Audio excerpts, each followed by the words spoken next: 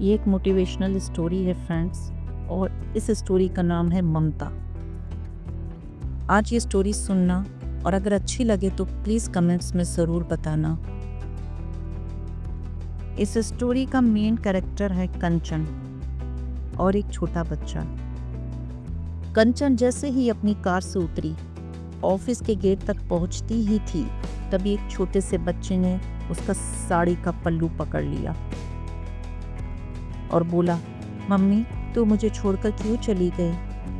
कंचन अपना पल्लू छुड़ाकर बोली, अरे कौन हो तुम और क्या बकवास कर रहे हो?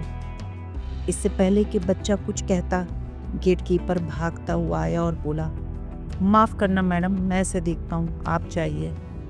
कंचन तेज कदमों से आगे बढ़ गई। गेट पार कर आगे जाते समय उसने पलट कर देखा। गेटकीपर उस बच्चे को भगा रहा था, लेकिन वो बार बार अंदर जाने की जिद कर रहा था। कंचन लिफ्ट की ओर बढ़ गई। अपने केबिन में पहुंचकर वह काम में जुट गई। बहुत ज़्यादा काम पेंडिंग था। दोपहर कब हो गई पता ही नहीं चला। लंच के समय वह अपना खाना खाने बैठी, तभी उस बच्चे की याद उसको आ गई। कंचन ने जल्दी से अपना टिफिन ख़त्म किया और वह उस गेटकीपर के पास पहुंच गई।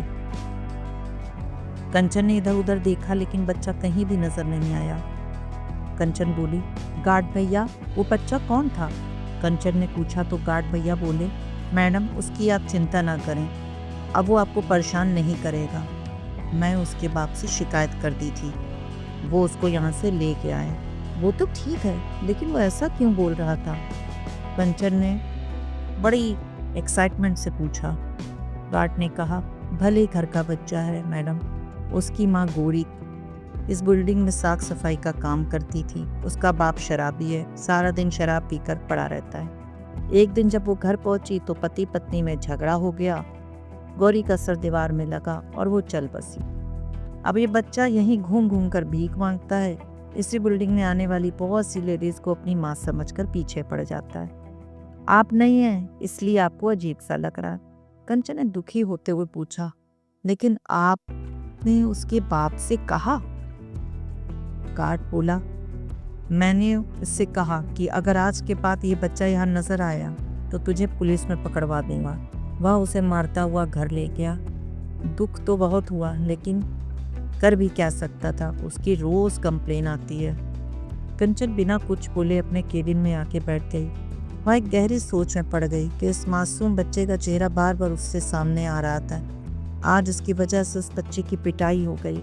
उसका बाप पता नहीं उसके साथ क्या करेगा। अगले दिन ऑफिस आ जाने के टाइम वो बच्चा फिर नहीं दिखा। कंचन ने इसी तरह 2-3 दिन बीत गए। एक दिन उसने फिर गार्ड से पूछा, गार्ड भैया, वो बच्चा दिखा नहीं है, मुझे उसकी बहुत चिंता हो रही है, आप पता करो ना उसके बारे में। गार्ड ने हाँ से सर हिलाकर बोला। अगले दिन कंचन जल्दी से ऑफिस के गेट पर पहुंची। गार्ड ने उसे बताया, उसके पैरों तले जमीन खिसक गई। मैडम, वो बच्चा तो अस्पताल में भर्ती है, उस शराबी ने उसे बहुत मारा है। वह डर और मार को सहन नहीं कर सका और बेहोश हो गया। पड़ोस के कुछ लोग उसे अस्पताल में दाखिल करके आए हैं। कंचन ने कहा, उसके पास अब कौन है? गार्ड बोला, कोई नहीं है मैडम, अब पता नहीं वो जिंदा है भी या नहीं। मर गया तो उसे लावारिस समझकर उसकी क्रिया कर देंगे, जिंदा बच गया तो फिर से वही पाप के जुर्म सहने के लिए तैयार हो जाएगा। कंचन अंदर से तड़प उठी। एक बार ही सही, उसने उसे मम्मी तो कहा। वो गार्ड से अस्पताल का पता पूछकर पहुंच गई और उसने पता किया तो उसे एक सरकारी वार्ड में पाया। वह अभी भी बेहोश था।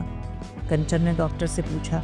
डॉक्टर बोला, मैडम कहाँ थी आप? ये बच्चा आपको कितना याद कर रहा था, अभी से नींद का इंजेक्शन दिया है। वैसे अब ठीक है, आपको अपने बच्चे का ध्यान रखना चाहिए। और इसे इतनी बेरहमी से किसने मारा है? कंचन बोली, वो मेरा बच्चा नहीं है, इसके बाप ने मारा है इसे कब तक होश आएगा? डॉक्टर से बात करने पर कंचन वहीं बैठ गई। एक बार मम्मी बोलने से जो अनजाना सा रिश्ता बन गया था, उसे निभाते हुए वो शाम तक बैठी रही। शाम को बच्चों को होश आया। उसने धीरे से आंखें खोलकर कहा, मम्मी तुम कहाँ चली गई थी? देखो पापा ने मुझे कितना मारा। कंचन ने उसे प्यार से गले लगा लिया। बस बेटा, अब तुझे कोई नहीं मारेगा।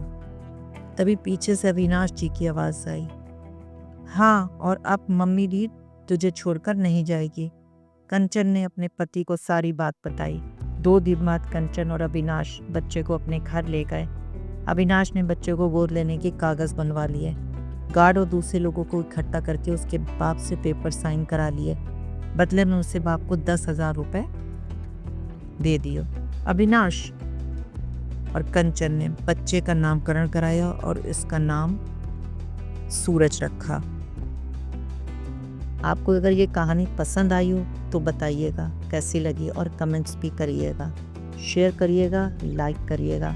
इसी तरह से हम हर रोज़ एक नई कहानी के साथ आएंगे। कुछ कहानियाँ मोटिवेशनल होंगी तो कुछ कहानियाँ मोरल होंगी। इसलिए अगर आपको मेरी कहानियाँ पसंद आएँ तो आप इस चैनल पे बने रहिए। Thank you.